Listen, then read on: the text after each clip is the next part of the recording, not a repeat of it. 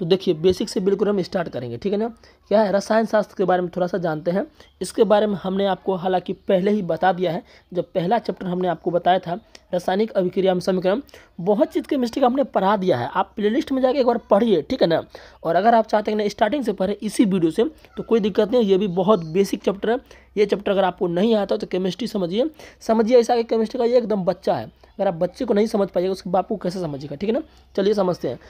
विज्ञान की वह शाखा जिसके अंतर्गत पदार्थ के संगठन एवं उसके गुणों का अध्ययन किया जाता है उसे क्या कहते हैं, रसायन शास्त्र कहते हैं। इसमें थोड़ा सा आपको वर्ड लिखा हुआ गलती मिलेगा तो उसको आप सही कर लीजिएगा, ठीक है ना। चलिए तो रसायन शास्त्र समझते हैं क्या होता है। देखिए ये किसका पार्ट है, विज्ञान का ही पार्ट है साथियों। इसके अंतर्गत क्या होता है, जो विज्ञान का 3 पार्ट है, भौतिक, जीव विज्ञान और आपका रसायन विज्ञान। तो हम कौन सा पार्ट पढ़ रहे हैं, रसायन का पार्ट पढ़ रहे हैं। तो इसके अंतर्गत क्या होता है, जितने भी पदार्थ होते हैं, अब बोलो पदार्थ क्या होते हैं। पदार्थ साथियों वो होते हैं, हालांकि अभी आगे आएगा, जितने भी आसपास हमारे चीज़ें हैं ना, वस्तु है ना, वो सारे पदार्थ हैं जिनका कुछ ना कुछ द्रव्यमान हो, जो जगह छेकता हो, उनको पदार्थ बोल देंगे। अब आपके अगर आप अभी स्टडी टेबल पर बैठे हैं तो वहाँ पर कलम होगा, टेबल होगा, कॉपी होगा, वो सभी क्या है साथियों, पदार्थ हैं। पदार्थ होने के लिए कंडीशन क्या है, कंडीशन ये है कि उसका कुछ न कुछ वजन होना चाहिए और वो कुछ न कुछ जगह छेके, उसे हम पदार्थ बोलेंगे। बात क्लियर है क्या। चलिए अब पढ़ते हैं। अच्छा पदार्थ समझ गए आप। पदार्थ के संगठन, संगठन का मतलब हो गया कि वो किस चीज़ से मिलकर बना है। जैसे हम बोल दिया आपको कि आपका नमक जो है, क्या है, नमक, जो नमक का सूत्र क्या होता है, सभी को पता है, कितना बेसिक चीज़ है, NaCl होता है। तो NaCl एक प्रकार क्या हो गया, पदार्थ हो गया। तो NaCl जो है किससे मिलकर बना है, ये बना है Na और Cl से, तो ये पदार्थ का यानी कि नमक का संगठन हो गया। समझ के बात को ना। उसी तरह एवं उसके गुणों का अध्ययन किया जाता है। अब फिर से एक बार आपको हम अच्छे से बताते हैं। विज्ञान की वह शाखा जिसके अंतर्गत पदार्थ के संगठन, पदार्थ तो पढ़वे करेंगे, और वो पदार्थ किस किस चीज़ से मिलकर बना है उसको उसका संगठन कहते हैं साथियों। और उसका गुण, और उसका गुण क्या है, जो पदार्थ का संगठन का अध्ययन कर रहे हैं और उसका गुण क्या है वो सब भी अध्ययन करेंगे, तो साथियों वो क्या कहलाएगा, रसायन शास्त्र कहलाएगा। ये मैंने आपको पहले ही बताया हुआ था, फिर भी एक बार सोचें स्टार्टिंग से आपको बता देते हैं, ठीक है ना। और रसायन के बारे में सबसे ज़्यादा जो साथियों बताया था वो आपका बताया था लेवोजियर साहब ने, एंटोनी लेवोजियर साहब ने, इसीलिए इसको इसका जनक कहा जाता है। ओबवियस सी बात है, जो किसी के चलते ज़्यादा काम करेगा, किसी के लिए ज़्यादा काम करेगा, उसको उसका पिता बोल दिया जाएगा। अब हमारे माता पिता हमारे लिए बहुत चीज़ करते हैं, तो हमारे माता पिता वही होंगे ना, समझ गए ना। अब पढ़ते हैं अध्याय 1 जो आपका साथियों है 9th केमिस्ट्री का पहला चैप्टर, एकदम बेसिक, एकदम समझिए, दिक्कत ही नहीं होने दूंगा आपको साइंस में। क्या नाम है, हमारे आसपास के पदार्थ, मैटर्स इन आवर सराउंडिंग। आप वर्ड पर मत जाइए, थोड़ा सा वर्ड गलती लिखा होगा, ठीक है ना। चलिए क्योंकि जो हमने लिखा है तो वो मेरे विद्यार्थी ने लिखा है, सोचे बहुत अच्छा है, आपको दिक्कत बिल्कुल नहीं होगा, ठीक है ना। वे सभी वस्तुएं जिनका कुछ द्रव्यमान हो एवं कुछ जगह घेरे। देखिए अभी हम आपको बोले थे ना, पदार्थ का डेफिनेशन क्या होगा, वे सभी वस्तु, इस दुनिया में जितना भी वस्तु है जिनका कुछ द्रव्यमान हो और कुछ जगह घेरे, उसको हम क्या बोल देंगे साथियों, पदार्थ बोल देंगे। बात क्लियर है। चलिए अब समझते हैं। अच्छा यहाँ पर देखिए 2 परिभाषा हम लिखें, कितना परिभाषा लिखे हैं, 2 परिभाषा लिखें। एक परिभाषा क्या है, वे सभी वस्तुएं जिनका कुछ द्रव्यमान हो एवं कुछ जगह घेरे उसे पदार्थ कहते हैं। या बोले हैं वे सारी वस्तुएं जिनका कुछ द्रव्यमान एवं आयतन हो उसे पदार्थ कहते हैं। बात यहाँ वही है, द्रव्यमान का मतलब यहाँ आप समझ लीजिए वजन, क्या समझ लीजिए, वजन। हालांकि द्रव्यमान और वजन दोनों अलग अलग चीज़ होता है, लेकिन आप अभी क्या समझिएगा, द्रव्यमान को वजन ही समझ लीजिए, ठीक है ना। आयतन, आयतन का मतलब वही हो गया जगह छेकना। आयतन का मतलब क्या हो गया, जगह छेकना। तो जिसके पास द्रव्यमान हो आयतन उसे क्या बोल देंगे, पदार्थ बोल देंगे। उम्मीद है कि आप समझ गए होंगे ये चीज़। अब साथियों हम पदार्थ के भौतिक स्वरूप देखते हैं। क्या देखते हैं, भौतिक स्वरूप। पदार्थ के भौतिक स्वरूप में हम क्या देखेंगे, पदार्थ के कण जो साथी होते हैं वो क्या होते हैं, बहुत छोटे होते हैं। पदार्थ के कण क्या होते हैं, बहुत क्या होते हैं, छोटे होते हैं। यानी पदार्थ के, अब देखते हैं पदार्थ के अभिलाक्षी, यानी पदार्थ जो साथी होता है, जैसे मान चलिए हमारे पास ये एक क्या है साथियों, एक मार्कर है। क्या है साथियों, ये हमारे पास एक मार्कर है। अब ये मार्कर क्या है, बोलेगा मार्कर पदार्थ है। मार्कर क्या साथियों, पदार्थ है। तो ये जो मार्कर है साथियों पदार्थ है, तो ये क्या है, बहुत छोटे छोटे कणों से मिलकर बने होंगे। क्या ये बहुत छोटे छोटे कणों से मिलकर बने होंगे, तो वो आपका साथियों क्या होगा, पदार्थ होगा। इसलिए हम बोले पदार्थ के कण क्या होते हैं, बहुत छोटे होते हैं। समझ गए ना। आगे बढ़ें। अब जरा देखिए यहाँ पर यहाँ से आप लिखिएगा, यहाँ आप क्या कीजिएगा, पदार्थ के अभिलाक्षणिक गुण, क्या लिखिएगा, पदार्थ के अभिलाक्षणिक गुण लिखकर आप अंडरलाइन कर दीजिए इसको, पदार्थ के अभिलाक्षणिक गुण लिखकर आप इसको अंडरलाइन कर दीजिए, ठीक है ना। लिखेंगे पदार्थ के कणों के बीच क्या होता है, रिक्त स्थान होता है। पदार्थ के कणों के बीच का साथियों रिक्त स्थान होता है। जैसे हमने बोला आपको कि अभी हमने एक मार्कर लिया था, अभी हमने क्या लिया था साथियों, एक मार्कर, ये मान लीजिए आपका रेड मार्कर है, क्या है, रेड मार्कर है। तो ये जो पदार्थ है ना साथियों, ये जो आपका पदार्थ जो है ये क्या है, बहुत छोटे छोटे जगह से बनकर बना है। एक मिनट थोड़ा सा इनको मैं हटा देता हूँ। जो ये आपका पदार्थ है ना, ये जो पदार्थ हम लिए हैं, पदार्थ आपका ये क्या है, बहुत छोटे छोटे कणों से मिलकर बना है, पहली नंबर बात। और क्या है, ये जो पदार्थ जो मिलकर बना है कणों, उन कणों के बीच क्या होता है साथियों, गैप होता है। क्या होता है, गैप होता है, समझ गए ना। तो ये बात आपको ध्यान रखना है, पदार्थ जितना भी पदार्थ है उसके जो कण होंगे वो वैसी बात है कण से ही मिलकर बने होंगे। अच्छा, कण जो बोल रहे हैं, कण का मतलब क्या है, कण का मतलब क्या पता है, कण का मतलब साथियों है या तो वो कण परमाणु हो सकते हैं, क्या हो सकते हैं, या तो वो परमाणु हो सकते हैं या तो वो अणु हो सकते हैं, क्या हो सकते हैं, अणु, या वो आयन हो सकते हैं। ठीक है साथियों, ये बात आपको ध्यान रखना, अणु परमाणु आयन हो सकते हैं, इसका मतलब कण होता है, समझ गए ना। तो आपको ध्यान क्या रखना है, पदार्थ के कणों के बीच रिक्त स्थान होता है, समझ गए ना। आगे पॉइंट देखते हैं, आगे पॉइंट है आपका कि पदार्थ के कण जो है ना वो क्या करते रहते हैं, निरंतर गति करते रहते हैं। पदार्थ के कण क्या है, निरंतर गति करते रहते हैं। यानी कि मान चलिए अभी मैंने वही बार बार मैं आपको ले रहा हूँ, मार्कर ले रहा हूँ, क्या ले रहा हूँ, मार्कर ले रहा हूँ। मार्कर जो बना है, इसके जो कण है ना, जिस कणों से मिलकर ये बना है, उसके कण क्या साथियों आपस में गति करते रहते हैं। कण क्या आपस में गति करते रहते हैं। पहला पॉइंट मैंने आपको क्या बताया था कि पदार्थ के कणों के बीच गैप होता है, रिक्त स्थान भी होगा।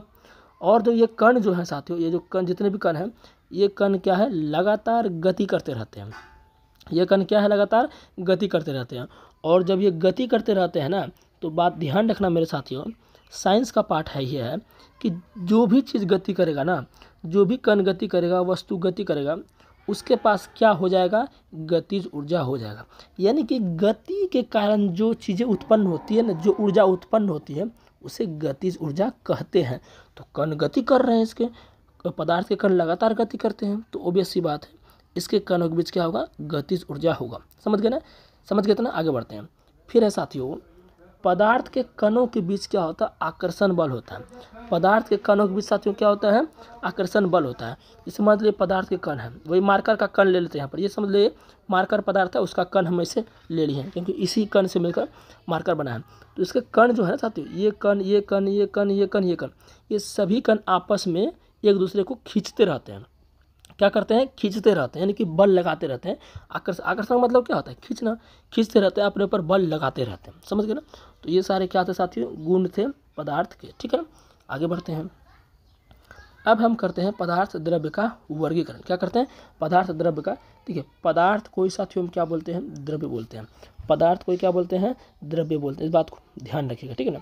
तो पदार्थ बोलिए या द्रव्य बोलिए, द्रव्य है द्रव नहीं है, ये बात को ध्यान रखना। तो पदार्थ का वर्गीकरण, तो पदार्थ का वर्गीकरण साथियों हम दो पार्ट में करते हैं। कितना पार्ट में, दो पार्ट में। एक हो गया भौतिक वर्गीकरण, एक हो गया रासायनिक वर्गीकरण। बात क्लियर है। अब दोनों वर्गीकरण को हम पढ़ेंगे। अब भौतिक में कौन कौन आएगा, इसमें आ जाएगा आपका ठोस आ जाएगा, द्रव आ जाएगा और गैस आ जाएगा। देखिए क्या आ जाएगा, यहाँ पर देखिए गैस लिख दिया गया, लेकिन आप क्या लिखिएगा, गैस लिखिएगा। ठीक है, क्या लिखिएगा, गैस लिखिएगा। तो भौतिक वर्गीकरण, तो ठोस द्रव गैस, तीन पार्ट में बांटेंगे। और रासायनिक वर्गीकरण में कितना पार्ट को, दो पार्ट में, एक शुद्ध पदार्थ, एक मिश्रण। बात क्लियर है क्या, बिल्कुल समझ गए होंगे। आगे बढ़ते हैं, ठीक है ना। अब जरा देखिएगा यहाँ पर, रासायनिक को तो दो पार्ट में बांट दिए, शुद्ध पदार्थ और मिश्रण में बांट दिए। अब साथियों ये जो शुद्ध पदार्थ आपका है, इनको भी दो पार्ट में बांटेंगे। शुद्ध पदार्थ को कितना पार्ट में बांटेंगे, दो पार्ट में, एक तत्व और दूसरा आपका यौगिक। ठीक है ना, आगे बढ़ते हैं। अब जब पूरा जब बांट दिए हम, तो अब सबसे पहले देखिए एक बार फिर से हम आपको एक बार अच्छे से आप लिख लीजिए, पहले फिर से बोल देते हैं। पदार्थ का वर्गीकरण दो पार्ट में किए, भौतिक में और रासायनिक में। फिर भौतिक को तीन पार्ट में बांटे, ठोस द्रव और गैस में। और रासायनिक को दो पार्ट में, शुद्ध पदार्थ और मिश्रण में। और फिर शुद्ध पदार्थ को भी दो पार्ट में बांटे, तत्व और यौगिक में। अगर मैं बात करूँ साथियों, ये जो मिश्रण है ना, इसको भी साथियों हम दो पार्ट में बांटेंगे। कितना पार्ट में बांटेंगे, दो पार्ट में। लिख लीजिए, इसको भी नहीं लिखे हैं, समांगी लिख लीजिए, समांगी और दूसरा विसमांगी। इस पॉइंट को आप लिख लीजिए अलग से, ठीक है ना, समांगी और विसमांगी मिश्रण। ठीक है साथियों, तो मिश्रण को भी कितना पार्ट में बांटेंगे, 2 पार्ट में, एक समांगी मिश्रण, एक विसमांगी मिश्रण। यहाँ हमने विद्यार्थी को इसलिए नहीं बताया था क्योंकि साथियों ये जो समांगी विसमांगी का है ना, ये दूसरा चैप्टर का पार्ट है। किसका पार्ट है, ये दूसरा चैप्टर का पार्ट है। इसको दूसरे पार्ट में हम पढ़ेंगे, इसलिए यहाँ पर विद्यार्थी को हमने बोल दिया था, सिर्फ उसको लिखने नहीं बोला था। तो आप इसको लिख लीजिए तो बेटर रहेगा, नहीं तो आप दूसरे चैप्टर में हम इसको पढ़ाएंगे ही पढ़ाएंगे। ठीक है ना, तो आगे बढ़े क्या। अब हम सबसे पहले साथियों देख लेते हैं भौतिक वर्गीकरण को। इसको देख लेते हैं भौतिक वर्गीकरण को। तो कौन कौन आएगा इसमें, ठोस, द्रव और गैस, सीधी सी बात है। तो भौतिक वर्गीकरण को पदार्थ की अवस्था कहते हैं। भौतिक वर्गीकरण क्या कहते हैं, पदार्थ की अवस्था भी कहते हैं। इस बात को आप ध्यान रख लीजिएगा। तो देखिए अब थोड़ा तत्व को देखते हैं। यहाँ पर देखिए, ध्यान से देखिए साथियों, यहाँ पर शुद्ध पदार्थ को कितना पार्ट बांटे थे, 2 पार्ट में, तत्व और यौगिक में। तो तत्व जो होता है ये 3 प्रकार का होता है। कितना प्रकार का, 3 प्रकार का। लिख लीजिए धातु, लिख लीजिए धातु और धातु, लिख लीजिए इस पार्ट को, धातु और धातु उपधातु। एक बात मैं ज़रा बोलना चाहूँगा साथियों, आपको बोलिएगा, क्या बोलिएगा, ये जो धातु और धातु उपधातु है ना, ये एक चैप्टर है। क्या साथियों, ये चैप्टर है। और सबसे बड़ी बात तो ये है कि ये हमने पूरा पढ़ा दिया है। ये हमने क्या है, पूरा पढ़ा दिया है डिटेल में, थ्योरी के साथ। तो आपको ये अलग से पढ़ने की कहीं ज़रूरत नहीं है। प्लेलिस्ट में जाइए, आपको धातु और धातु उपधातु दिख जाएगा। नहीं तो आप सर्च भी करिएगा ना, धातु और धातु उपधातु बाय साइंस बाय राजकुमार, आपको मिल जाएगा। ठीक है ना, ये एक अलग चैप्टर है, 10th का पार्ट है ये। तो मैंने इसको पहले ही डिटेल में पढ़ा दिया।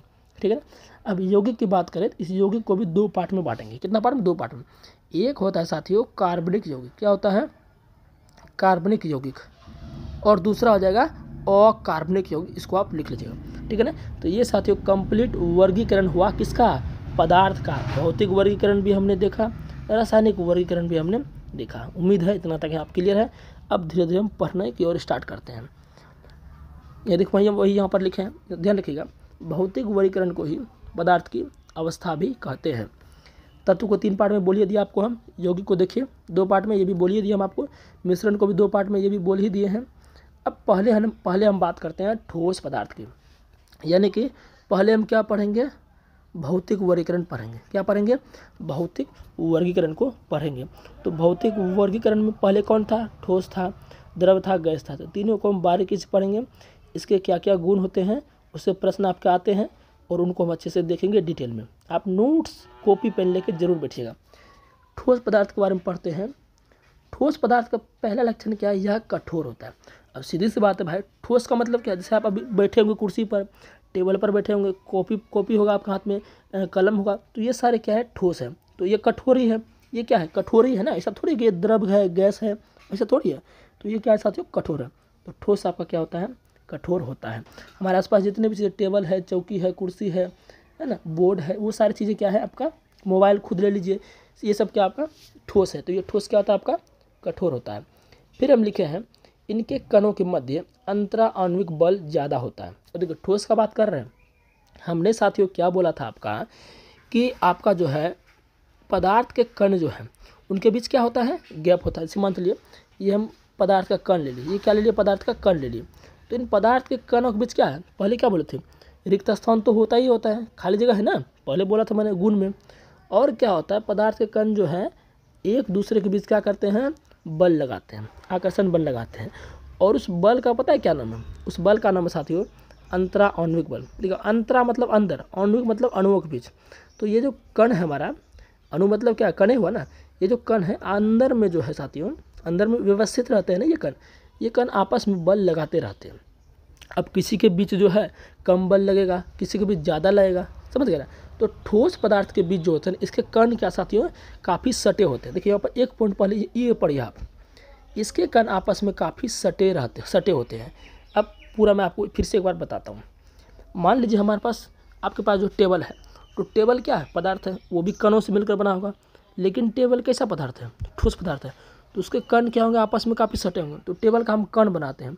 ये गोल गोल यहाँ पर हमारे पास ऑप्शन है ही, तो इससे मैं बनाता हूँ, ठीक है ना, इससे बनाता हूँ मैं टेबल का कण बना, ये टेबल का कण बना दिया, ठीक साथियों, टेबल का कण बना दे रहे हैं हम, ठीक है,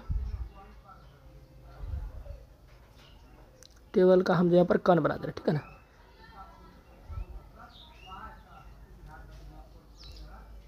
अरे यार इधर आ जा, 1 मिनट रुकिएगा साथियों, चलिए 3 ही लेते हैं, ठीक है, इतना ले लेते हैं, ठीक है ना। तो देखिए ये जो साथियों हमने बनाया है ये ठोस के कण है। किसके कण है साथियों? ये आपका ठोस के कण है। किसके कण है? ठोस के कण है। तो ठोस के कण देखिए साथियों, यहाँ पर देखिए आप, हम क्या बोले, इसके कण आपस में काफ़ी सटे रहते हैं। देखिए ये भी ठोस का कण है, ये भी कण है, ये भी कण है, ये भी कण है। तो ये कण देखिए, इन कणों के बीच कितना गैप है? बहुत कम गैप है। क्या है? बहुत कम गैप है। तो बहुत कम गैप है साथियों, इसका मतलब क्या है कि ये सब आपस में मजबूती से दोस्ती किए हुए हैं। सीधी सी बात है, अगर आप पति पत्नी हैं तो आपका क्या है? गहरा संबंध है, तो आपके संबंध को कोई जल्दी तोड़ नहीं सकता है। गहरा संबंध का मतलब हो गया आपके बीच जो बॉन्डिंग है ना, जो बल लग रहा है अपने दोनों के बीच, जो आपके दोनों के बीच बल लग रहा है, वो काफ़ी मजबूत बल है। क्या है? मजबूत बल है। गहरा संबंध है, आपका नज़दीकी ज़्यादा है, नज़दीकी ज़्यादा है, तो क्या गहरा संबंध है, बल ज़्यादा लग रहा है, कोई जल्दी उसको तोड़ नहीं सकता है। तो वही यहाँ पर ठोस है। ठोस इतना मजबूत कठोर काहे हो रहा है? अरे भाई ठोस कठोर काहे हो रहा है? क्योंकि इसके जो कण है ना, वो आपस में काफ़ी सटे हैं, गैप बहुत कम है। गैप रहेगा मतलब आपका रिश्ता उतना मजबूत नहीं है, तो कोई भी उसको तोड़ देगा जल्दी से, है ना, ज़्यादा मजबूत वो नहीं होगा। तो ठोस पदार्थ जो होते हैं उसके कण आपस में काफ़ी सटे रहते हैं, मतलब बल ज़्यादा लग रहा है, इसलिए वो क्या साथियों? कठोर है। वही हम यहाँ पर साथियों बोल रहे थे कि इसके कणों के मध्य अंतराणविक बल ज़्यादा है, क्योंकि काफ़ी क्या है? काफ़ी सटे हैं, तो बल साथियों ज़्यादा लग रहा है। समझ गए ना बात को? चलिए, इसका संपीड़न नहीं के बराबर है। संपीड़न का मतलब यहाँ संपीड़न होगा, ठीक है ना, यहाँ ठो लिखा, संपीड़न आप लीजिए, सो अनुस्वार पौधकार डो न लिखिएगा, ऐसे गलती नहीं लिखिएगा। इसका संपीड़न नहीं के बराबर होता है। कहने का मतलब, संपीड़न का मतलब समझिए, संपीड़न का मतलब साथियों है दबाना। बताइए, आपके पास टेबल है, क्या है? टेबल है। टेबल क्या आपका? ठोस है। तो ठोस को आप दबा के पचका पाइएगा? बोलेंगे दबा के उसको पचका नहीं पाएंगे, क्योंकि वो कठोर है। काहे नहीं पचका पा रहे हैं जानते हैं? काहे कि इसका कण क्या है? काफ़ी सटे हुए हैं, कितना आप इसको पचका ही नहीं पाइए, कठोर है ये। इसलिए हम बोल रहे हैं कि इसके कणों इसको आप जो है संपीड़न इसका नहीं कर सकते। इसको दबा के आप आकार इसका छोटा नहीं कर सकते, पचका नहीं सकते। समझ के? अब देखिए, इसका घनत्व ज़्यादा होता है। क्या होता है? घनत्व ज़्यादा। घनत्व का मतलब जानते हैं क्या होता है? घनत्व का मतलब होता है कि जो जितना सटा रहेगा, ध्यान से सुनिएगा, जो जितना सटा रहेगा उसका घनत्व ज़्यादा होगा। तो ठोस का कण तो ज़्यादा सटा हुआ ही है, हमने पहले ही पढ़ रखा है। तो सटा हुआ है, इसका मतलब क्या है? इसका घनत्व क्या होगा साथियों? ज़्यादा होगा। और जो ज़्यादा सटा नहीं होगा उसका घनत्व ज़्यादा नहीं होगा। बात क्लियर है क्या? आप देखिएगा, गांव में जब जाते होंगे बाइक से, बहुत घना गांव है, तो उसमें लिखा होगा घनी आबादी क्षेत्र कृपया धीरे चलें। मतलब वहाँ पर आदमी की संख्या ज़्यादा है, बच्चे उच्चे रोड पर ज़्यादा घूम रहे हैं, तो कृपया आप धीरे चलें, नहीं तो किसी को एक्सीडेंट हो जाएगा। और जो मेन रोड होता है, NH हाईवे होता है, उस पर ज़्यादा आदमी नहीं होता है, उस पर आप स्पीड से जा सकते हैं। वो घना नहीं होता ना। घना का मतलब ज़्यादा चीज़, घना का मतलब ज़्यादा चीज़। समझ गए ना बात को? उम्मीद है समझ गए होंगे। नेक्स्ट है, इसका आकार एवं आयतन निश्चित होता है। देखिए हटा ही देते हैं इसको ना, हटा देते हैं। अब देखिए यहाँ पर, इसका आकार एवं आयतन निश्चित होता है। अब देखिए आकार समझिए, आकार का मतलब क्या है कि वो कैसा दिख रहा है। देखिएगा ध्यान से साथियों। आयतन मतलब क्या होता है? जगह छेकना। आयतन मतलब जगह छेकना। हमारे पास एक मार्कर है, हमारे पास क्या एक मार्कर है, ये मार्कर है। ये मार्कर अभी ऐसा दिख रहा है, ये मार्कर अभी क्या है? ऐसा दिख रहा है, ठीक है ना। तो इसको हटा देते हैं। अब ये मार्कर मैं आपके हाथ में दे रहा हूँ, ये मार्कर मैं आपके हाथ में दे रहा हूँ, तो क्या ये मार्कर छोटा हो जाएगा या ये ज़्यादा जगह छेकेगा? मेरे हाथ में था मार्कर तो भी उतना ही जगह छेकेगा मेरे हाथ में, और ऐसा ही रहेगा। और आपके हाथ में देंगे फिर भी वो ऐसा ही दिखेगा, ना ही आपके हाथ में छोटा बड़ा हो जाएगा, ना ही वो ज़्यादा जगह छेकेगा आपके हाथ में। तो कहने का मतलब ये है भाई कि इसका आकार आयतन दोनों फिक्स होता है, आप चेंज नहीं होता इसका। समझ गए ना? तो वही ये कह रहा था। तो साथियों ये जो थे इसका, ये आपका ठोस के क्या थे? गुण थे। ये सारे क्या थे? ठोस के गुण थे। सबको लिख लीजिए बढ़िया से, ये क्या थे? ठोस के गुण थे। इससे ज़्यादा एडवांस आपको कोई नहीं पढ़ा सकता, गारंटी देता हूँ। फ्री में आपको हर चीज़ मिल रहा है, इसलिए चैनल को सब्सक्राइब वगैरह शेयर जरूर करें साथियों, ठीक है ना। अब पढ़ते हैं द्रव के बारे में। किसके बारे में पढ़ते हैं? द्रव के बारे में पढ़ते हैं। ध्यान दीजिएगा, द्रव को तरल भी कहते हैं। क्या साथियों? द्रव को तरल भी कहते हैं, ठीक है ना। समझते हैं इसके बारे में। जैसा हमने ठोस का गुण देखा, सेम द्रव का भी देखेंगे। यह कठोर नहीं होता। अब सीधी सी बात है, द्रव क्या हो गया? दूध हो गया, जो आपका कफ सिरप होता है दवाई वो हो गया, पानी हो गया, ये सब क्या होता है? आपके ठोस नहीं होंगे, यानी कि ठोस कठोर नहीं होंगे। कठोर होंगे क्या? कठोर का मतलब क्या होगा? कठोर से अगर आपको मारेंगे हम तो आपको चोट लगेगा, लेकिन द्रव से अगर आपको दूध आपके शरीर पर दूध फेंक देंगे तो आपको चोट लगेगा जी, नहीं लगेगा। तो यह कठोर नहीं होते, ये सिंपल बात है, आप समझ गए होंगे। इसमें क्या मैं आपको ज़्यादा डिटेल बताऊँ। इसके कणों के बीच रिक्त स्थान ठोस की अपेक्षा ज़्यादा होता है। ध्यान से सुनिएगा, अब मैं फिर से बनाता हूँ आपको यार, गैस का कण बनाता हूँ। क्या बनाता हूँ? गैस का कण। देखिए 3 कण हमने बनाए हैं। कितने कण बनाए? 3 कण बनाए हैं। देखिए साथियों, ठोस में क्या था ना, ठोस में एक बार फिर से यहाँ बनाता हूँ। ये देखिए ठोस का कण है, ये क्या है? ठोस का कण है। ठोस का साथियों क्या था कि ठोस के कणों के बीच रिक्त स्थान कम था, यानी कि ये एक कण, ये दूसरा कण, तो इसके कणों के बीच क्या यहाँ पर रिक्त स्थान कम है, रिक्त स्थान कम है। लेकिन द्रव को देखिए, द्रव के जो है रिक्त स्थान ज़्यादा है। द्रव का जो कण है, ये पहला कण, दूसरा कण, तीसरा कण, आप बहुत कण बना सकते हैं, ठीक है ना। इसके कणों के बीच गैप ज़्यादा है। और एक बात ध्यान दीजिएगा, गैप ज़्यादा है मतलब दोस्ती बढ़िया नहीं है, दोस्ती गहराई नहीं है, इसको कोई भी जल्दी तोड़ सकता है, इसको जल्दी कोई भी तोड़ सकता है। तो ज़्यादा गैप है, ज़्यादा गैप है मतलब क्या है कि ये उतना ज़्यादा मजबूत नहीं होगा, उतना ज़्यादा मजबूत, कठोर नहीं होगा। इसलिए तो बोल रहे हैं ना, यह कठोर नहीं होता है। क्यों नहीं कठोर होता है? क्योंकि कणों के बीच गैप ज़्यादा है, दोस्ती अच्छा नहीं है, गहरा दोस्ती नहीं है। समझ गए बात को? तो वही हम बोल रहे हैं। तो यहाँ बोल क्या रहा है साथियों, इसके कणों के बीच रिक्त स्थान ठोस की अपेक्षा ज़्यादा होता है।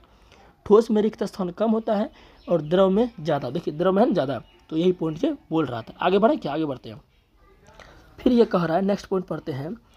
नेक्स्ट पॉइंट साथ कह रहा है, इसका संपीड़न ठोस की अपेक्षा ज़्यादा होता है। संपीड़न देखिए यहाँ पर डो होगा, ठीक है ना। संपीड़न का मतलब क्या है कि दबा के, उसको दबा के छोटा करना, उसका आकृति चेंज करना। तो बताइए, दूध को हम दबा सकते हैं ना? बिल्कुल दबा सकते हैं। दूध को क्या कर सकते हैं हम? दबा, क्योंकि वो द्रव है ना, वो कठोर तो है, उनको हम दबा सकते हैं। पानी को भी दबा सकते हैं, यानी इन सब का संपीड़न हो सकता है। कहने का मतलब ये है कि द्रव का संपीड़न हो सकता है, ठोस का नहीं हो सकता। तो वही ये बोला है, इसका संपीड़न ठोस की अपेक्षा ज़्यादा, मतलब ठोस का कम होगा, द्रव का ज़्यादा होगा। यही ये कह रहे हैं। सीधी सी बात है ना भाई, क्योंकि ठोस के कणों के बीच क्या है? ठोस के कणों के बीच गैप नहीं है, लेकिन द्रव के कणों के बीच गैप ज़्यादा है। गैप ज़्यादा है, गैप ज़्यादा है मतलब ये सट सकता है। गैप ज़्यादा है तो इसको अगर हम प्रेस करेंगे, इन सभी कणों को अगर दबाएंगे तो ये क्या आपस में सटेगा, क्योंकि गैप है। और ठोस में गैप नहीं था तो कैसे सटेगा वो? समझ गए बात को? आगे बढ़ते हैं। इसका घनत्व ठोस की अपेक्षा कम होता है। अब हम पहले ना आपको बोल दिए भाई, जो ज़्यादा सटा रहता है ना, उसका घनत्व ज़्यादा होगा, और जो हटा रहेगा उसका घनत्व कम होगा। तो देख लो ना भाई, इसका कण तो गैपे ज़्यादा है, तो कहाँ से इसका घनत्व ज़्यादा होगा? तो सीधी सी बात है, कम होगा, ठीक है ना, ठोस की अपेक्षा कम होगा। इसका आयतन निश्चित लेकिन आकार अनिश्चित। यहाँ समझिएगा, आयतन जो होता है निश्चित होता है, लेकिन आकार अनिश्चित। आयतन मतलब जगह छेकना, आयतन मतलब जगह छेकना। तो आयतन का मतलब जगह छेकना होता है। अब ध्यान से सुनिएगा, आयतन फिक्स है, आयतन क्या है इसका? फिक्स है, लेकिन इसका आकार फिक्स नहीं है। ध्यान सुनिएगा, आयतन मतलब जगह छेकना हो गया। मान लीजिए आपके पास क्या है साथियों, एक बेलन का आकृति है। ये मान लीजिए बेलन का आकृति है आपके पास, ठीक है ना, बेलन का आकृति है। इसमें हम क्या कर दिए? दूध को रख दिए। क्या कर दिए? दूध को इसमें रख दिए। दूध क्या आपका? दूध द्रव है, दूध को रख दिए। तो बोलिए, दूध का 1 लीटर दूध है। कितना दूध है? 1 लीटर दूध है, 1 लीटर दूध है। तो 1 लीटर दूध इसमें रखें, इस बेलन वाले बर्तन में। अब इसी दूध को हम जो है, इसी दूध को साथियों किसी और बर्तन में रख देते हैं। क्या करते हैं? किसी और बर्तन में रख देते हैं। तो यहाँ भी ये 1 लीटर का ही जगह छेकेगा, और दूसरे बर्तन में भी 1 लीटर का ही जगह छेकेगा। तो जगह तो बराबर ही छेक रहा है ना, तो हम कहेंगे आयतन इसका निश्चित है, लेकिन आकार अनिश्चित होता है। अब सुनिएगा, यहाँ पर साथियों हम दूध को रखे बेलन में, 1 लीटर दूध था, दूध को रखे बेलन में, तो यहाँ पर दूध साथियों बेलन का आकृति ले लेगा। अब यही 1 लीटर दूध को हम क्या करें? एक आधा अर्धगोला वाले बर्तन में रख दें। किस में रख दें? अर्धगोला वाले बर्तन में रख दें, तो वो अर्धगोला का आकृति ले लेगा द्रव। इसलिए बोले कि आकार अनिश्चित होता है, बल्कि आयतन निश्चित होता है। क्लियर है क्या? बिल्कुल क्लियर होगा। आगे बढ़ते हैं गैस के बारे में। गैस के बारे में देखते हैं। अच्छा, अगर हम और चीज़ बात करें, अच्छा गैस के बारे में चलिए देख लेते हैं पहले। इसका घनत्व बहुत कम होता है। अब सीधी सी बात है, इसका कण का गैप जो है बहुत ज़्यादा होगा। ये गैस का कण एगो यहाँ है, तो एगो यहाँ घूम रहा है, एगो यहाँ घूम रहा है, एगो यहाँ घूम रहा है, तो इसके कणों के बीच क्या होगा? गैप बहुत ज़्यादा होगा। गैप क्या होगा साथियों? बहुत ज़्यादा होगा। अब गैप ज़्यादा होगा तो घनत्व कहाँ से ज़्यादा होगा? घनत्व बहुत ही कम होगा। आकार एवं आयतन कुछ फिक्स नहीं होगा। आकार और आयतन कुछ भी फिक्स नहीं, क्योंकि गैस क्या है साथियों, इसका आकार मतलब क्या है, इसका आकार तो इधर उधर घूमता रहता है, इसका गैप ही कण का बहुत ज़्यादा है, तो इधर उधर वो ज़्यादा घूमता रहता है। अगरबत्ती है आपका, अगरबत्ती को जला दीजिएगा, उसका धुआं जो निकलेगा वो क्या है, गैस के कण है, तो वो क्या दिखेगा, जिधर मन तिधर आपका वो फैल जाएगा। तो इसलिए इसका कोई आकार और आयतन फिक्स नहीं होगा, कितना जगह छेकेगा ये भी फिक्स नहीं है, इसका क्या आकृति होगा, आकार होगा, कोई फिक्स इसका नहीं है, समझ गए ना। और इसका संपीड़न हो सकता है, संपीड़न मतलब दबाव, जो एलपीजी गैस देखे है ना, सिलेंडर जो आता है उसको ना देख सकते हैं, दबा के सिलेंडर में भरा जाता है, तो वो गैस ही होता है। तो गैस को सबसे ज़्यादा दबाया जा सकता है, इस पॉइंट को लिख लीजिए कि गैस का संपीड़न सबसे ज़्यादा हो सकता है, गैस का संपीड़न सबसे ज़्यादा हो सकता है। अच्छा, अगर मैं बात करूँ कि सबसे ज़्यादा गतिज ऊर्जा किसकी होगी, सबसे ज़्यादा गतिज ऊर्जा किसकी होगी, तो आप बोलोगे गतिज ऊर्जा उसी की ज़्यादा होगी जो ज़्यादा गति करेगा। पहले बोले हैं ना, गति के कारण जो ऊर्जा होता है उसे गतिज ऊर्जा कहते हैं। तो बोले कौन गति करेगा ज़्यादा, तो बोलेगा सर गैस का कण ज़्यादा गति करेगा, क्योंकि ये तो आवारा जैसे घूमते रहते हैं बहुत ज़्यादा इधर उधर, तो ज़्यादा गैप है तो ज़्यादा ये गति करता है। तो गैस के कण की गतिज ऊर्जा सबसे ज़्यादा होगी, उससे थोड़ा सा कम गैस द्रव की होगी, उस सबसे कम होगी ठोस की, क्योंकि ठोस के कण सटे रहते हैं, तो कहाँ से उसका कण गति उतना कर पाएगा, कम गति करता है तो कम गति ऊर्जा है, समझ गए ना। आगे बढ़ते हैं, ठीक है ना।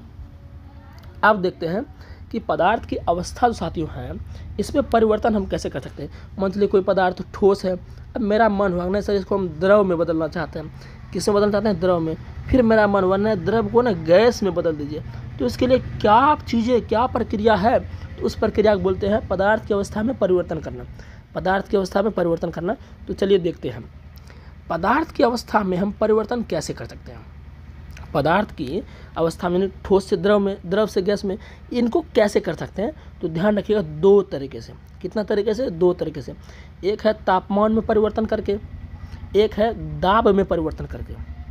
क्या बोले हम कि पदार्थ को अगर चेंज करना है, उसकी अवस्था को चेंज करना है, अवस्था मतलब वो जिस चीज़ में रह रहा है, वो जिस रूप में रह रहा है, जैसे ठोस है तो उसकी ठोस अवस्था होगी, द्रव है तो द्रव अवस्था होगी, गैस है तो गैस अवस्था रहेगी, तो उसको हमें चेंज करना है अलग चीज़ में।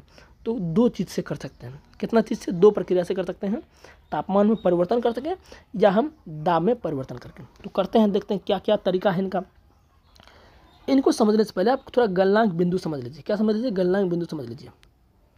गलनांक बिंदु को इंग्लिश में बोलते हैं मेल्टिंग पॉइंट। मेल्टिंग आप सही स्पेलिंग लिखिए इसे MELTING, मेल्टिंग पॉइंट। क्या लिखिए, मेल्टिंग पॉइंट, गलनांक बिंदु इसको बोलते हैं। क्या होता है गलनांक बिंदु, वो समझते हैं।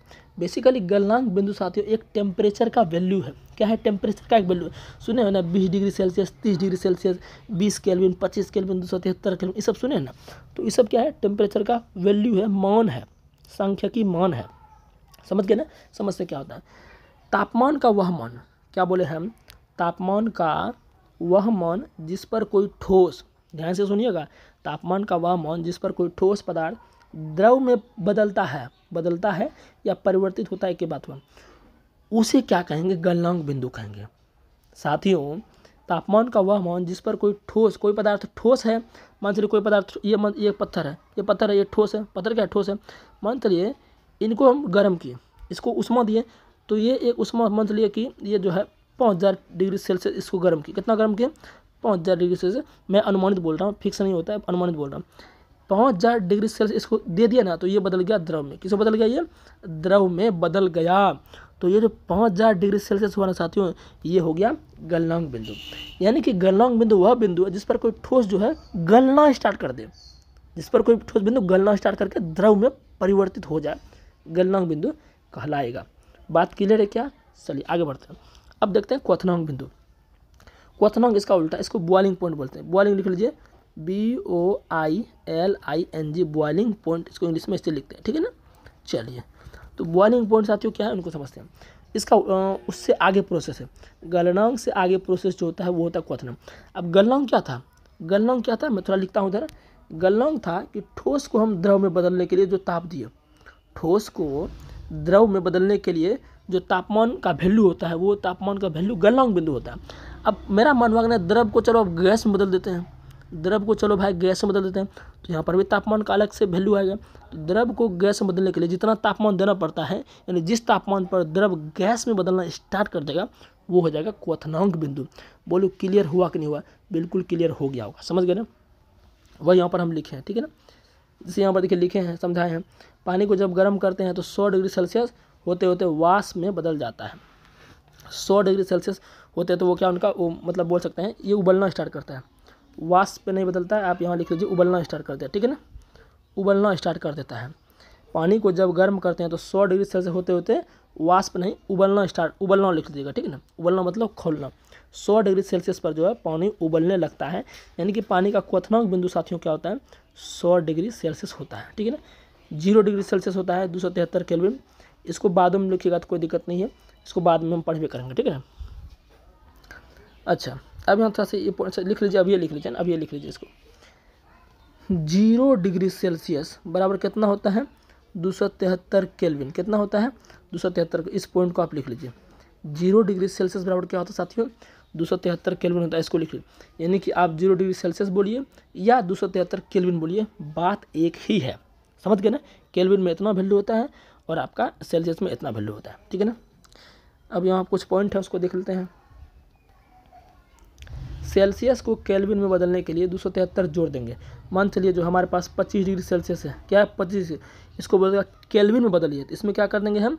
273 जोड़ देंगे। तो 273 में 25 जोड़ेंगे कितना हो जाएगा? ये हो जाएगा 298। क्या हो जाएगा? 298 केल्विन। तो कहने का मतलब यह है सेल्सियस को केल्विन में बदलने के लिए 273 जोड़ देंगे। इसका उल्टा केल्विन को अगर सेल्सियस में बदलेंगे तो 273 घटा देंगे, समझ गए ना। तो ये सब चीज़ जानबे करते हैं आप, हल्का हल्का चीज़ है ये। आगे बढ़ते हैं। तापमान का ऐसा मात्रक क्या होता है? केल्विन होता है, सब ध्यान रखिए। अब देखते हैं ऊर्ध्वपातन को। ऊर्ध्वपातन क्या होता है? ऊर्ध्वपातन होता है कोई भी पदार्थ अगर ठोस है, यानी कि ठोस पदार्थ को हमें बदलना है गैस में, ठोस पदार्थ को किस में बदलना है? गैस में बदलना है, तो वो आपका क्या कहलाता है? ऊर्ध्वपातन कहलाएगा। एग्जाम में प्रश्न में ऐसा आएगा कि ठोस से गैस बनने की प्रक्रिया क्या कहलाती है? ऊर्ध्वपातन कहलाती है। यानी कोई चीज़ जैसे आप कपूर देखेंगे, कपूर देखें कि नहीं, कपूर को जब आरती में जलाया जाता है तो वो डायरेक्ट धुआं के रूप में निकलता है, तो कपूर ठोस है और वो धुआं बन गया, यानी कि ठोस था और डायरेक्ट गैस में बदल गया, द्रव में नहीं बदला, डायरेक्ट गैस में, तो आपका ऊर्ध्वपातन कहलाता है। इसका एग्जाम्पल क्या क्या वो देखते हैं। एग्जाम्पल देखिए यहाँ पर क्या क्या है। देखिए यहाँ पर विद्यार्थी गलती लिख दिया, अर्धपातन लिख दिया, तो आप ऊर्ध्वपातन लिखिएगा, ठीक है ना। इसको आप ध्यान मत दीजिए, पूरा आपको चैप्टर इसमें खत्म हमने किया, ठीक है ना। देखिए कपूर है तो कपूर है आपका, आयोडीन है, अमोनियम क्लोराइड है, तो ध्यान रखिएगा। एक और लिख लीजिए नेफ्थलीन, एक और लिख लीजिए नेफ्थलीन साथियों जो है, यानी कि कौन कौन हो गया? कपूर हो गया, आयोडीन हो गया, अमोनियम क्लोराइड हो गया, नेफ्थलीन हो गया। ये सभी साथियों क्या है? ये आपके क्या है? ऊर्ध्वपातन के उदाहरण है। यानी कि इन सब को जब डायरेक्ट गर्म कीजिएगा ना तो वो सीधा द्रव में नहीं बदलेगा। बदलना क्या चाहिए? ठोस से द्रव होना चाहिए, द्रव से गैस होना चाहिए, लेकिन ऐसा नहीं होता है, ये डायरेक्ट ठोस से गैस में बदल जाता है। समझ गए ना बात को। तो ये क्या एग्जांपल है? बोल देगा कपूर कैसा, किसका उदाहरण है? ऊर्ध्वपातन का। आयोडीन किसका उदाहरण है? ऊर्ध्वपातन का। अमोनियम क्लोराइड आपका नेफ्थलीन, ये सारा किसका उदाहरण है? ऊर्ध्वपातन का, ठीक है ना, समझ गए ना। आगे देखते हैं, आगे है। अब मान लीजिए कोई गैस है, कोई हमको क्या हमारे पास गैस है, तो गैस को अगर ठोस से बदलना है, तो गैस को अगर ठोस से बदलना है, अभी हमने आपको क्या बोला था कि ठोस को अगर गैस में बदलेंगे, ध्यान से सुनिएगा, ठोस को अगर हम गैस में बदलेंगे तो वो क्या कहलाएगा? ऊर्ध्वपातन। अब हमें क्या करना है? ये वापस गैस को हमें ठोस में बदलना है, तो गैस को ठोस में बदलने की प्रक्रिया क्या कहलाती है? निक्षेपण। लिख लीजिए, क्या कहलाती है? निक्षेपण कहलाती है। एकदम ऐसे ही प्रश्न आएगा कि गैस को ठोस में बदलने की प्रक्रिया क्या कहलाती है? निक्षेपण कहलाती है। ठोस को गैस में बदलने की प्रक्रिया क्या कहलाती है? ऊर्ध्वपातन कहलाती है, ठीक है ना। चलिए आगे बढ़ते हैं। आगे पॉइंट क्या है? हाँ, इधर देख लेते हैं थोड़ा सा ना, इधर देख लेते हैं, इधर ये वाला देखते हैं पहले, फिर उसको देखेंगे। गैस से द्रव, अब क्या करना है हमें? देखिए 3 चीज़ होता है ना, 3, फिर से हम लिख देते हैं एक बार। ठोस लिख देते हैं, ठीक है, और फिर हम द्रव लिख देते हैं और हम गैस लिख देते हैं। यही भौतिक अवस्था है तीनों। अब हमें क्या करना है कि गैस से द्रव करना है। क्या करना है? गैस से द्रव करना है। तो गैस से द्रव बनने की प्रक्रिया, गैस से द्रव बनने की प्रक्रिया क्या कहलाती है साथियों? संघनन कहलाती है। क्या कहलाती है? संघनन। ध्यान दीजिएगा, गैस से द्रव बनने की प्रक्रिया क्या कहलाती है? संघनन। और द्रव से गैस बनने की प्रक्रिया क्या कहलाती है? द्रव से गैस बनने की प्रक्रिया आपका वाष्पीकरण कहलाती है। क्या कहलाती है? वाष्पीकरण। इस बात को ध्यान से देख लीजिए, हम लिख भी लिए यहाँ पर। देखिए क्वथनांक से कम तापमान पर द्रव का गैस में वाष्पित होना वाष्पीकरण कहलाता है। यानी सिंपल सी बात है, अगर आपको द्रव को गैस में बदलना है तो वो प्रक्रिया क्या कहलाएगा? वाष्पीकरण कहलाएगा, लिख लीजिए। और वापस गैस से द्रव में बदलना है तो वो क्या कहलाएगा? संघनन कहलाएगा। जो बादल देखते हैं ना, बादल साथियों, बादल किस कारण बनता है? बादल आपका संघनन के कारण ही बनता है। जैसे अगर आप एक गिलास लीजिएगा, मान लीजिए आपका गिलास है, ठीक है ना, इसमें आप क्या कीजिएगा? बर्फ़ गिरा दीजिए। क्या करिए? बर्फ़ गिरा दीजिए। तो देखिएगा कुछ समय बाद कि गिलास के बाहर जो है ना, पानी का थोड़ा बूंद आ जाएगा। क्या आ जाएगा? पानी का थोड़ा सा बूंद आ जाएगा। तो पानी का बूंद आ गया तो वो क्या आ गया? ये प्रक्रिया क्या कहलाती है? संघनन कहलाती है। क्यों होता है? ये संघनन के कारण होता है। समझ गए ना? आगे बढ़ते हैं।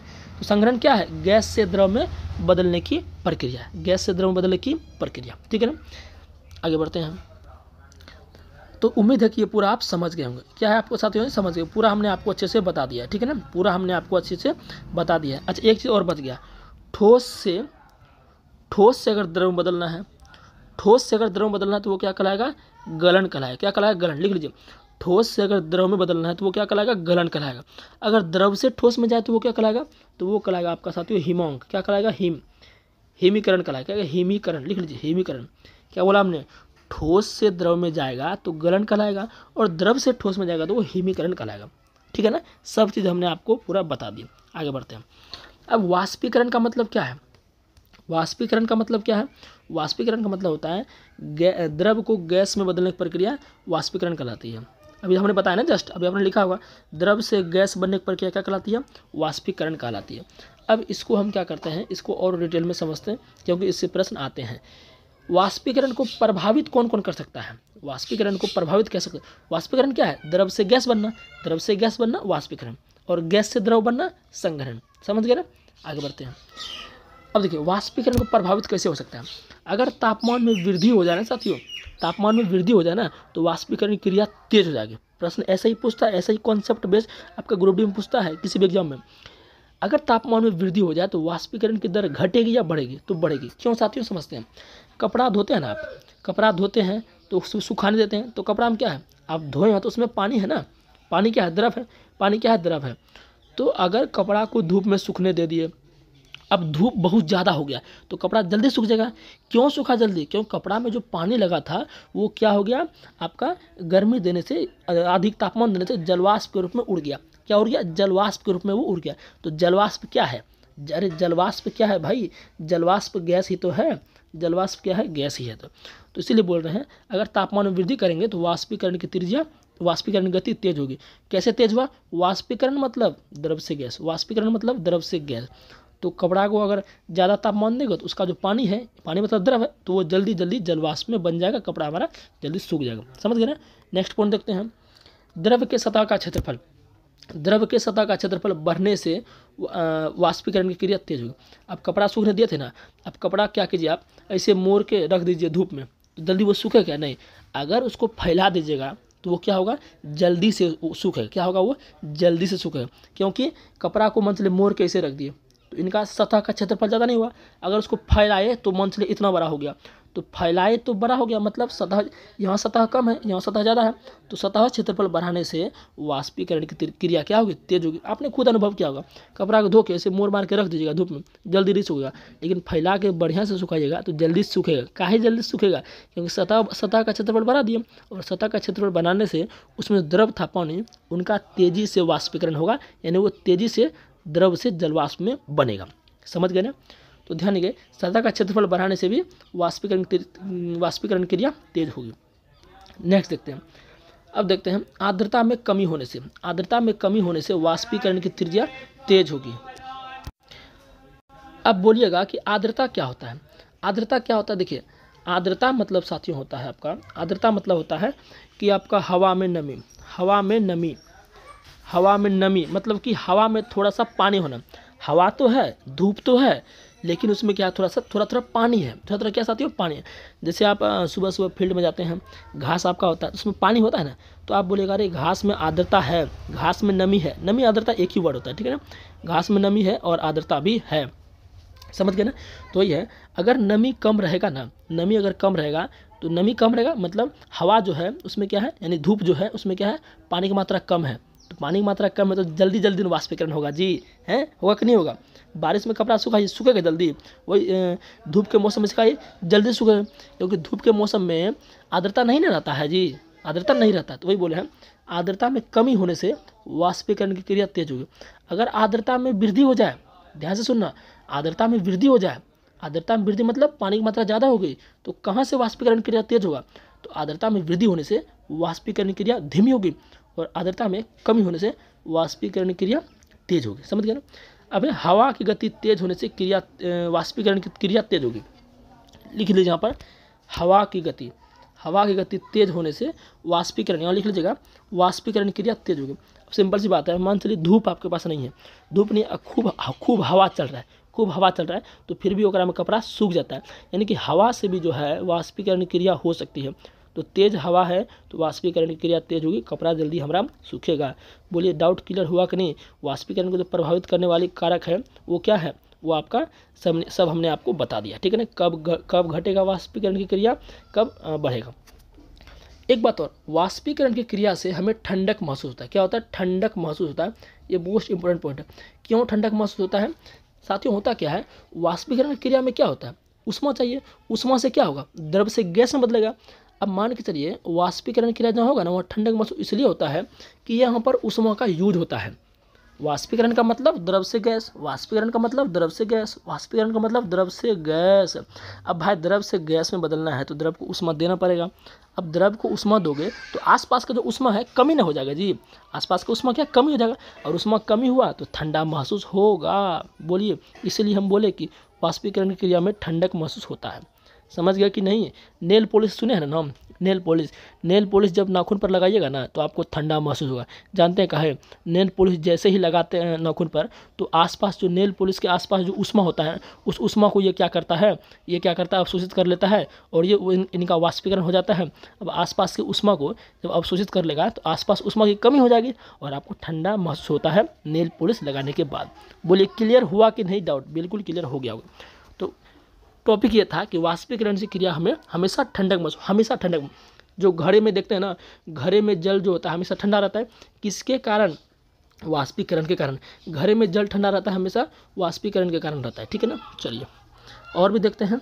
संघनन तो मैंने आपको पढ़ाई दिया, गैस का संघनित होकर द्रव में बदलना, यानी कि सिंपल याद रखिए, गैस से द्रव में बदलना क्या कहलाता है? संघनन कहलाता है, ठीक है ना? वही यहाँ लिखें। अब बात करते हैं साथियों लेटेंट हीट, गुप्त ऊष्मा के बारे में बात करते हैं। गुप्त ऊष्मा क्या होता है? 1 kg बर्फ को पानी में बदलने की प्रक्रिया के लिए जितना भी आवश्यक ऊष्मा है ना, उसको क्या कहेंगे? गुप्त ऊष्मा कहेंगे। सीधा इसका प्रश्न आता है कि 1 kg बर्फ को पानी में बदलना है, उसके लिए जो ज़रूरत है ऊष्मा की, वो ऊष्मा क्या कहलाएगा? गुप्त ऊष्मा कहलाएगा। क्या कहलाएगा? गुप्त ऊष्मा कहलाएगा, लेटेंट हीट। अब इसके साथियों क्या होते हैं? प्रकार होते हैं। गलन की गुप्त ऊष्मा, वाष्प की गुप्त ऊष्मा। क्या होता है? गलन की गुप्त ऊष्मा, वाष्पन की गुप्त ऊष्मा, ठीक है ना? इनको देखते हैं फिर आपका खत्म हो जाएगा। तो पहला हम देखते हैं गलन की गुप्त ऊष्मा। तो गलन की गुप्त ऊष्मा का मतलब क्या होगा कि हमको गलन करना है, यानी कि गलाना है। अब गलाना मतलब ठोस से द्रव, गलाना मतलब ठोस से द्रव, और वाष्पन का मतलब द्रव से गैस, वाष्पन का मतलब द्रव से गैस। बोलिए क्लियर हुआ कि नहीं? इतना बात बोल रहे हैं तो आप माइंड में फिट कर लीजिए। तो गलन की गुप्त ऊष्मा क्या होती है समझते हैं। किसी पदार्थ के एकांक द्रव्यमान को या 1 kg द्रव्यमान को उसके ठोस अवस्था में द्रव अवस्था में ऊष्मा, अच्छा यहाँ देखो ठोस अवस्था से लिख लीजिएगा, ठीक है ना? ठोस अवस्था से फिर से बोल देते हैं एक बार हम, ठीक है ना? किसी पदार्थ के, सुनिए ध्यान से, किसी पदार्थ के 1 kg द्रव्यमान को या एकांक द्रव्यमान को उसके ठोस अवस्था से द्रव अवस्था में ऊष्मा परिवर्तित होने की आवश्यक ऊष्मा क्या कहलाती है? गलन की गुप्त ऊष्मा कहलाती है, ठीक है ना? तो यानी कि 1 kg द्रव्यमान है, उसको जो आवश्यक हीट लग रहा है ना द्रव में बदलने के लिए, वो आपका गलन की गुप्त ऊष्मा कहलाएगा। उसी तरह वाष्पन की गुप्त ऊष्मा है। ये क्या होता है? इसमें उल्टा होगा, इसमें द्रव से गैस में बदलेगा। किसमें बदलेगा? द्रव से गैस में। 1 kg द्रव्यमान को उसके द्रव अवस्था से गैस अवस्था में परिवर्तित होने की आवश्यक ऊष्मा ही क्या कहलाएगा? गुप्त ऊष्मा कहलाएगा, ठीक है ना? बस सिंपल था, ज़्यादा कुछ था ये नहीं। अब देख लेते हैं साथियों वाष्पन और क्वथन में अंतर क्या होता है। वाष्पन और क्वथन में क्या अंतर होता है? वाष्पन का मतलब साथियों होता है जलवाष्प के रूप में बनना, और क्वथन का मतलब होता है उबलना। ये पूर्ण नोट कर लीजिए। क्वथन मतलब उबलना, वाष्पन मतलब भाप बन के उड़ना, ठीक है ना? अंतर देख लेते हैं इसमें। देखिए वाष्पन और क्वथन में क्या अंतर है? यहाँ क्वथन होगा, ठीक है ना, क्वथन लिख लीजिएगा सही से, क्वथन। बस इतना ही चैप्टर खत्म हो गया पूरा। ये छोटा चैप्टर था, खत्म हो गया, बिल्कुल बेसिक है। इसमें आपको ठोस द्रव गैस के बारे में अच्छी जानकारी हो गया, क्या होता है पदार्थ, क्या होता है आयतन, द्रव्यमान, ये सब क्या होता है। यह किसी भी तापमान पर हो सकता है। जो वाष्पन साथियों आपका है, यह क्या है, किसी भी तापमान पर हो सकता है। इसके लिए फिक्स टेम्परेचर आपका नहीं होता है। किसके लिए? वाष्पन के लिए। पूछ सकता है किसके लिए फिक्स टेम्परेचर नहीं होता है? वाष्पन के लिए। किसके लिए? वाष्पन के लिए। और क्वथन क्या है? यह नियत तापमान पर ही होता है। जल का अगर क्वथन 100 डिग्री सेल्सियस है तो उनका क्वथन फिक्स है 100 डिग्री सेल्सियस पर ही वो उबलेगा। ध्यान दीजिएगा, जल का क्वथन 100 डिग्री सेल्सियस है तो वो 100 डिग्री सेल्सियस पर ही उबलेगा। समझ गए ना? तो क्वथन का तापमान फिक्स होता है, यह नियत तापमान पर भी होता है। नेक्स्ट देखते हैं, नेक्स्ट आपका क्या है? नेक्स्ट है, यह द्रव का सतही घटना है। यह क्या है? द्रव का सतही घटना। जो वाष्पन है यह क्या होता है? यह द्रव, इसे मान लीजिए इसमें थोड़ा इधर कर लेते हैं, इधर कर जगह है। ये मान लीजिए बर्तन हमारा है, इसमें क्या है? द्रव है। इसमें क्या है? द्रव है, द्रव भर देते हैं। तो वाष्पन जो होता है ये सतही घटना, यानी कि सतह पर होता है, यहाँ पर होता है, यहाँ पर होता है, यहाँ पर होता है, सतही घटना है। कौन सतही घटना है आपका? वाष्पन। और क्वथन का बात करें तो ये सतही घटना नहीं है, ये जल, इसमें जल भरा है ना, इसमें जल भरा है, ये पूरा अंदर से लेकर ऊपर तक इसका जो है क्वथन होगा। इसका अंदर से लेकर पूरा इसका जो है पूरा जल, अंदर से लेकर बाहर सतह पर जितना भी जल है ना, सब में क्वथन का प्रोसेस आपका होता है। लेकिन वाष्पन सिर्फ सतह पर यहाँ पर होगा। समझ गए ना? देखिए वो यहाँ पर लिखे होंगे। हाँ, यह द्रव के सभी कणों में होता है, अर्थात द्रव के भीतर में होता है। फिर इसमें बुलबुला नहीं बनता है। जो वाष्पन होता है इसमें बुलबुला नहीं बनता है, और इसमें बुलबुला बनता है। देखते हैं जब आप पानी को उबालते होंगे तो बुलबुला आपको दिखता होगा, ठीक है ना? इसमें लेकिन नहीं होता है। इससे हमें ठंडक महसूस होता है। अब बोल ही दिया हम आपको, वाष्पन किससे आया है? वाष्पीकरण शब्द से आया है। तो इससे क्या होगा? ठंडक महसूस होगा। लेकिन जो क्वथन है उससे ठंडक महसूस आपका नहीं होता है, उससे ठंडक महसूस नहीं होता है। चाय को गर्म कर रहे हैं, दूध को गर्म कर रहे हैं, पानी को गर्म कर रहे हैं, तो वहाँ पर आपको ठंडक महसूस होगा? नहीं होगा, क्योंकि हम तो उसको तापमान दे रहे हैं। फिर यह धीमी होने वाली प्रक्रिया है। जो वाष्पीकरण होती है यह क्या होती है? धीमी होती है। लेकिन जो आपका क्वथन होता है यह क्या होता है? तेज होने वाली प्रक्रिया। बस साथ इसमें इतना ही था। ये चैप्टर आपका क्या हो गया? चैप्टर आपका 4 से फिनिश हो गया। चैप्टर आपका क्या हो गया? 4 से फिनिश हो गया। अब इसके बाद जो नेक्स्ट चैप्टर आपका है, नेक्स्ट चैप्टर वो मैं आपके हमारे आसपास का पदार्थ शुद्ध है वो मैं आपको करा दूंगा। तो उम्मीद है जो जितना भी हमने बेसिक आपको कराया है अच्छा लगा होगा। चैनल को लाइक सब्सक्राइब कर दीजिएगा ताकि आपको नेक्स्ट चैप्टर मिल सके।